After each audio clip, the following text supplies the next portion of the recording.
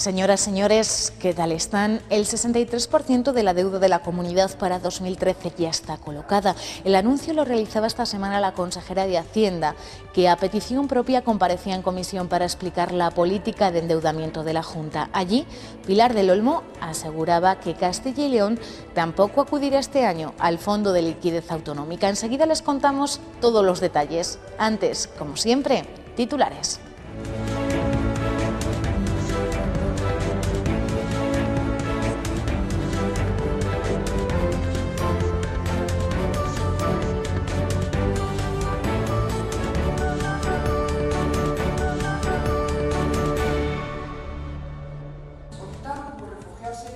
Castilla y León es una de las comunidades menos endeudadas. La consejera de Hacienda se muestra satisfecha con eso y con el hecho de que buena parte de la deuda que hay se haya colocado ya a un interés razonable, aunque la oposición no lo ve así.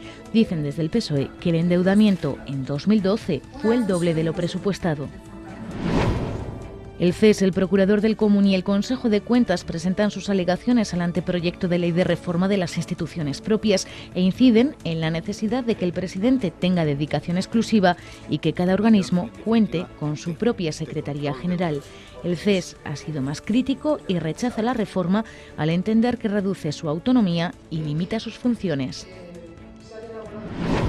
Los libros, la fotografía, son las grandes aficiones de Miguel Ángel Fernández Cardo, procurador en las Cortes desde esta legislatura y asesor jurídico de una entidad financiera en León.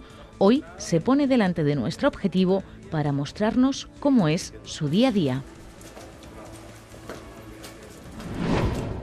Fue una comparecencia a petición propia en la que no faltaron las críticas de la oposición, pero acogiéndose a los resultados, la consejera de Hacienda defendía ante la comisión su fórmula, la que a su juicio ha permitido a Castilla y León no tener que acudir al Fondo de Liquidez Autonómica y colocar el 63% de la deuda a inversores extranjeros. Esta fórmula, según Pilar del Olmo, no es otra que unas cuentas saneadas y una política de endeudamiento prudente. La consejera de Hacienda ha afirmado en las Cortes que Castilla y León es de las comunidades menos endeudadas de España y con la deuda comprada casi en su totalidad. El 98% de la de 2012 ya está suscrita y de la de 2013 ya tiene garantizado casi el 65% de la misma. Uno de los principales motivos suena a juego de palabras con el Fondo de Liquidez Autonómico por el medio, pero no es más que una relación de causa-efecto. Esta comunidad no se ha adherido al FLA porque tiene capacidad para obtener financiación a través de los proveedores habituales y, al mismo tiempo, es capaz de obtener financiación a través de los proveedores habituales porque no se ha adherido al FLA. Esa deuda de 2012, ejecutada casi al 100%, el Grupo Socialista la considera demasiado abultada. El endeudamiento del año 2012 ha sido el doble del aprobado en las Cortes de Castilla y León, porque la consejera tenía guardados en los cajones facturas por 1.200 millones de euros. Y eso nos va a costar a todos 485 millones de intereses con los que no contábamos al principio del ejercicio. Esa es la gestión del endeudamiento por parte de la Junta de Castilla y León en el año 2012. Eso se ha saldado con el plan, con el mecanismo extraordinario de pago a proveedores, que son 1.052 millones los préstamos que hemos tenido, que nos han dado los bancos para pagar a esos proveedores. Yo creo que ha sido una medida muy buena, aunque estaba todos los años en manda esa cifra, era difícil financiarlo, porque los mercados han estado muy cerrados. El Grupo Mixto aplaude el saneamiento, pero no ve que repercuta en la sociedad. Muchas flores se autoecha la señora consejera de Hacienda, mucho autobombo, pero en el interior de esa fachada pintada está el hambre, está la pérdida de empleo y está la pérdida de derechos. Esto es lo que preocupa a Izquierda Unida y al Grupo Mixto. Por último, la consejera ha lanzado un mensaje al Gobierno central para elevar el margen de déficit impuesto a las comunidades, que ha bajado en un año del 1,5% al 0,7%. Un día después de esta comparecencia, PP, PSOE y Grupo Mixto se volvían a reunir en comisión para presentar sus propuestas de resolución al último informe del Consejo de Cuentas. Hacía referencia a la cuenta general de la comunidad del año 2009 y en él se detectaba un déficit superior al previsto, 1.300 millones de euros en total. Es la misma cuenta general donde el endeudamiento del conjunto del sector público de la comunidad a 31 de diciembre fue superior en 174 millones al límite aprobado en el programa anual de endeudamiento. Y la misma en la que la Gerencia de Salud tuvo que pagar más de 2 millones de euros por intereses de demora. Por eso en sus propuestas los socialistas recogen las recomendaciones lanzadas por el órgano fiscalizador y piden sobre todo que no se guarden facturas en el cajón. Que se regularicen las obligaciones pendientes de imputación presupuestaria y acordar medidas que contribuyan al saneamiento de la deuda, a su liquidación y pago. Eso es el plan de pago a proveedores. Me gustaría saber por qué el Partido Popular está en contra de la medida adoptada por la Junta de Castilla y León de suscribir el plan de pago a proveedores. Guardan las facturas en los cajones. No, mire, el plan de pago a proveedores, si usted lo sabe, señor Martín Martínez, exigía el registro y la contabilización de las facturas. Y en todo caso, las facturas que no pudieron hacerse frente por parte de la Gerencia Regional de Salud en el ejercicio 2009, como ha puesto de manifiesto el informe del Consejo de Cuentas, se pagaron en el siguiente ejercicio. Entre otras cosas, según dicen, por el modelo de financiación. Porque el modelo de financiación del 2009, que ustedes aplaudían, es el que ha provocado que en el conjunto de las comunidades autónomas, no solo en Castilla y León, haya un déficit sanitario brutal. Un argumento que no convence ni al PSOE ni al Grupo Mixto, que han vuelto a pedir a la Junta que tome buena nota de las recomendaciones del Consejo de Cuentas. Nos gustaría reforzar la tarea del Consejo como órgano fiscalizador externo y sería conveniente que la propia Junta predicara con el ejemplo haciendo caso de las recomendaciones. Estamos ante una especie de diálogo de sordos en el que la sinrazón de los fallos denunciados por el Consejo de Cuentas y apoyados en algunas ocasiones por todos los grupos políticos se mantiene con terquedad año tras año. Donde sí se han puesto de acuerdo es en la propuesta de resolución para que el Ejecutivo complete el inventario de bienes de Castilla y León. Superado el primer escollo, el de la enmienda a la totalidad, los grupos parlamentarios han empezado ya a concretar la letra pequeña, es decir, los 77 artículos y las más de 200 enmiendas parciales presentadas para mejorar el proyecto de ley de igualdad de oportunidades para personas con discapacidad. Lo que más les separa es la financiación. Con la mano tendida al diálogo. Lo que queremos es alcanzar un consenso, porque la discapacidad es un problema real y no entiende de colores políticos. La ponencia de la Comisión de Familia ha empezado ya a trabajar para mejorar la futura ley que garantizará la igualdad de oportunidades de este colectivo. Por el momento solo ha mantenido 2 reuniones, pero en ellas los grupos ya han fijado sus líneas rojas. La principal, la de la financiación. Entendemos que efectivamente la situación económica no es buena, pero claro, una ley no la haces para este año y para el año que viene. Una ley tiene que tener vocación de permanencia en el tiempo, entonces las medidas no pueden estar concebidas en un momento de crisis. Evitar que la ley esté condicionada por el objetivo de estabilidad presupuestaria, que es lo que mueve permanentemente al Partido Popular, porque con ese objetivo difícilmente se va a conseguir que sirva la ley. Es importante la sostenibilidad financiera del sistema, pero lo más importante son los derechos de las personas con discapacidad. De ahí sus 36 enmiendas, propuestas para intentar crear un Consejo Regional de Personas con Discapacidad, que haga las funciones de órgano consultivo y de diálogo. Para articular perfectamente la participación de estas personas que han de ser las protagonistas y quienes más tienen que decir en cuanto a cómo hacer efectivos sus propios derechos. Los socialistas son, sin embargo, los más críticos con este texto.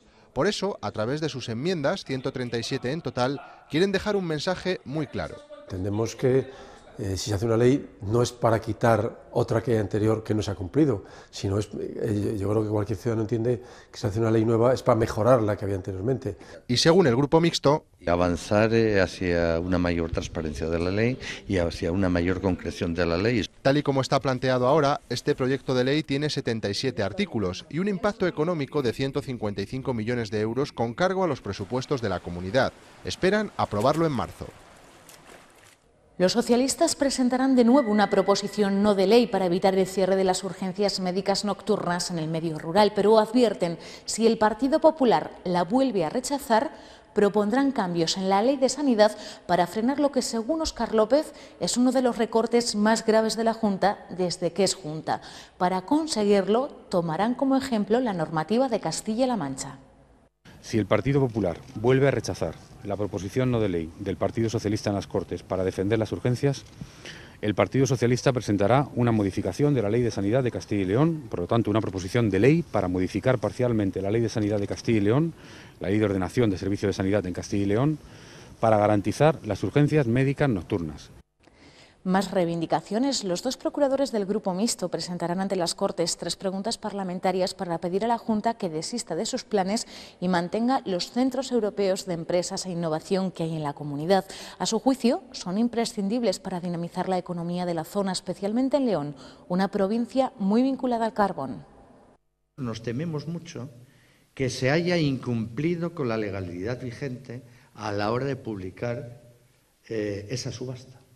Y además nos tememos que solamente estén pensando en uno, en aquel al que le imputan la hipoteca que tiene. ¿Para qué? Para hacer caja. No hay que ser histéricos. No hay que plantearse durante un año cargarse a 2.000 empleados, cargarse toda la información que tienen esos centros, cargarse todos los planes de investigación. Eso es absurdo. Eso es trabajar para el enemigo. Hemos propuesto fusionarlos, agregarlos a las universidades, convertirlos en empresas. Hasta la fecha, ninguna solución. Lo anunciaban el mismo día en el que con su visita el Grupo Mixto defendía la labor del Consejo Consultivo, una de las 4 instituciones propias que tiene Castilla y León y a la que se dirige el anteproyecto de ley de reforma de la Junta. En pleno proceso de cambios, el CES, el Procurador del Común y el Consejo de Cuentas han hecho llegar ya sus alegaciones a la Consejería de Presidencia. Son estas. No dudan de la necesidad de unificar criterios y ganar en eficacia, pero con ciertos límites. Para empezar, quieren dejar claro con sus alegaciones que, aunque pasan a depender de las Cortes, son organismos independientes. Yo creo que esa palabra que depende de las Cortes habría que sustituirlo por otra, como forma parte de la organización de las Cortes, pero no que depende de las Cortes. ¿Por qué? Porque puede producir confusión en el ciudadano. Tampoco les gusta la idea de que el presidente de la institución pueda tener dedicación parcial. Imagínense ustedes un procurador del común a tiempo parcial que sea un funcionario de la administración. O sea, que por la mañana trabaje en la administración, en activo, y que por la tarde o en otro momento se dedique al cargo de procurador del común para controlar a la administración a la que él está sirviendo. Produciría, yo creo, que un desprestigio de la institución. Ni quieren que las 4 secretarías generales se agrupen en una única. Porque el secretario aquí realiza un trabajo diario de resolver los problemas que aquí se van planteando con relación al personal, con relación a la contratación. Son las alegaciones compartidas, pero no las únicas, sobre todo por el CES, el más crítico con esta reforma. A su juicio, reduce la autonomía a niveles de 1990 y limita sus funciones. Si sale adelante tal y como está planteada, se eliminan los decretos, se eliminan las leyes de acompañamiento. Y solo analizarían aquellas leyes directamente regulatorias. De control de la gestión pública, no política. Por su parte, el Consejo de Cuentas incide en los medios humanos y en la necesidad de extender su control a todas las entidades que gestionan recursos públicos. Ese deber de colaboración que sea mucho más expansivo y que afecte prácticamente a todos aquellos que tienen relaciones con el sector público. Quieren dar así un paso más en su independencia fiscalizadora. La Mesa de las Cortes ha marcado ya el ritmo de trabajo de cara a los próximos meses, con un calendario que se prevé intenso y que arrancará los días 6 y 7 de febrero. Será el primer pleno de este año, pero no el único. Hasta junio se celebrarán 10 sesiones plenarias, 2 por mes, 20 días de debate en los que en el hemiciclo se hablará de sanidad, empleo, minería o del futuro mapa territorial, el proyecto de ley más importante de esta legislatura. Cerrarán este calendario los días 25 y 26 de junio. Les queremos presentar a continuación el nuevo carné de conducir.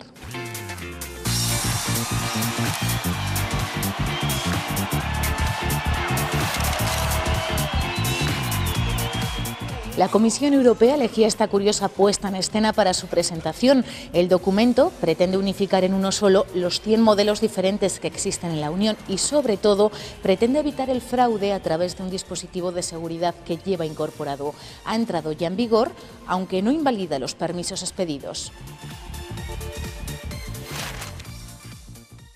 Los cambios no solo afectan a la forma física del carnet, también al contenido de las pruebas.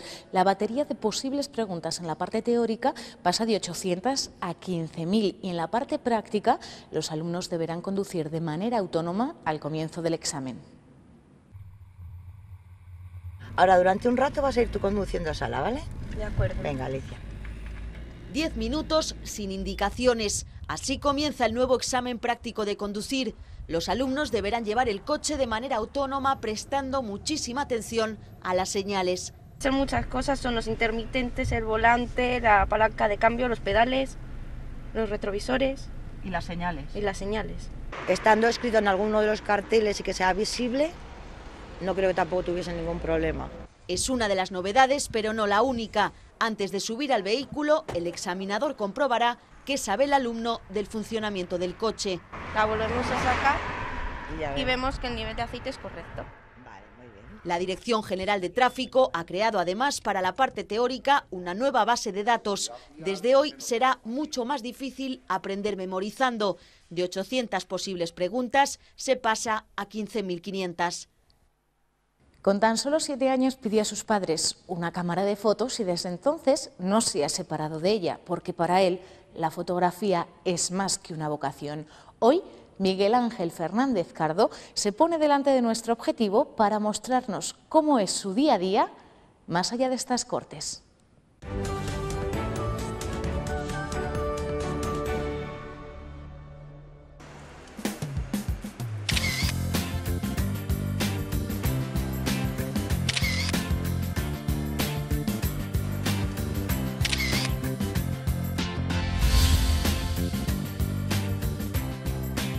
Pues un leonés comprometido con su tierra y sobre todo con la gente de León, y trabajó en la asesoría jurídica de una entidad financiera. Temporalmente se dedica un poco a la política. Lo intentas compatibilizar del mejor modo posible para que tampoco se resienta la empresa. Pero como dicen muchos amigos, sarna con gusto no pica.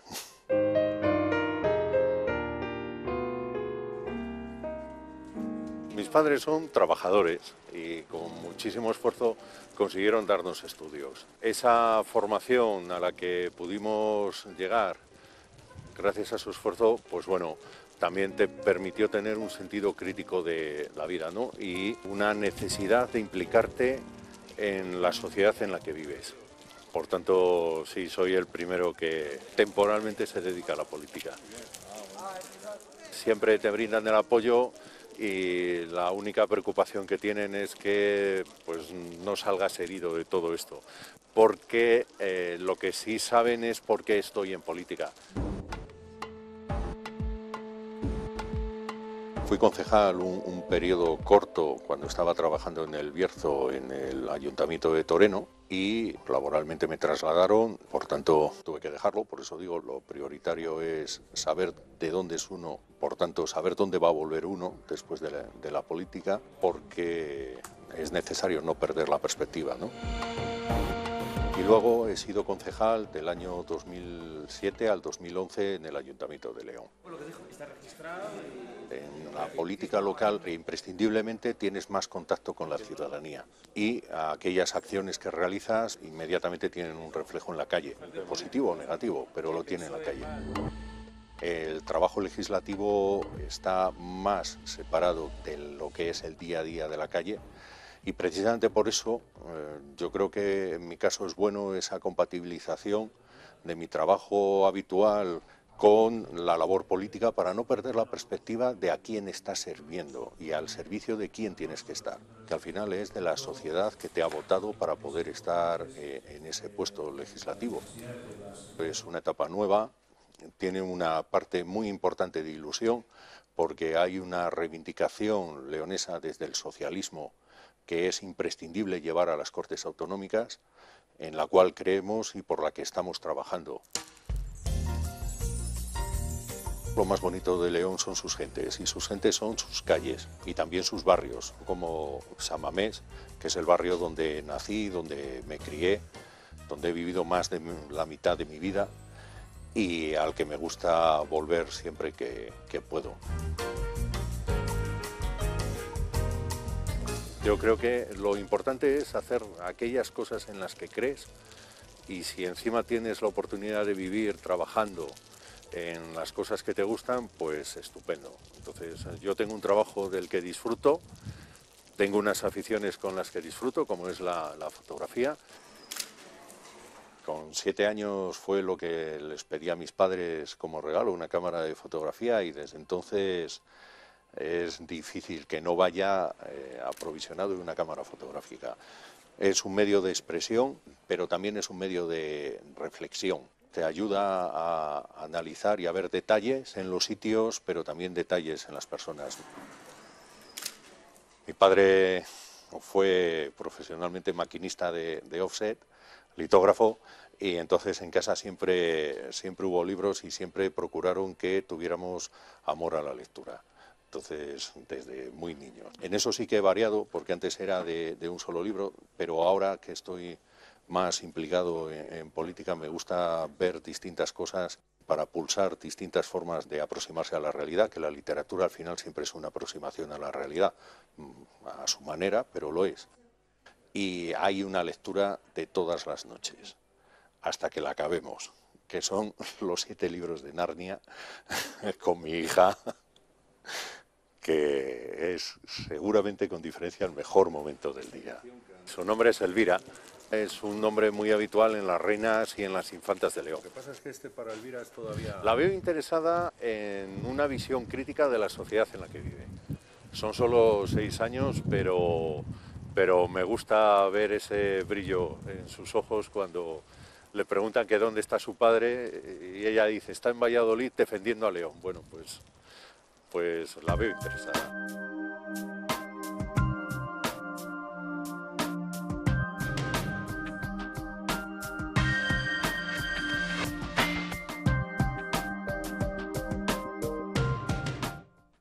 Así nos despedimos por hoy. Ya saben que toda la actualidad parlamentaria volverá la próxima semana aquí, a nuestras Cortes. Sean felices. Adiós.